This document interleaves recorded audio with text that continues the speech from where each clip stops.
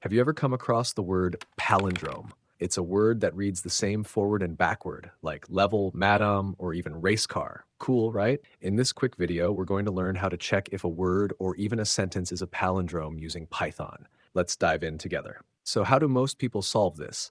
Here's the deal. We reverse the word using Python's slice notation, and then we compare it to the original. If both are the same, bingo, it's a palindrome. Let's give it a go. The word level will return true because it's a palindrome, but apple will return false because it's not.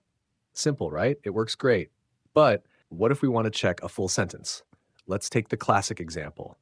A man, a plan, a canal, Panama. That's a classic palindrome. But here's the tricky part. We need to ignore spaces, punctuation, and uppercase letters to make sure it checks out. So what do? Here's how we handle it. We loop through the sentence to keep only letters and numbers. Then we turn everything to lowercase. After that, we do the same reverse check, just like we did before. Let's test it out. A man, a plan, a canal, Panama will give us true. It's a palindrome. This is not a palindrome. Will return false. Not a palindrome. Pretty cool, right? Thanks for tuning in, and I'll catch you in the next one.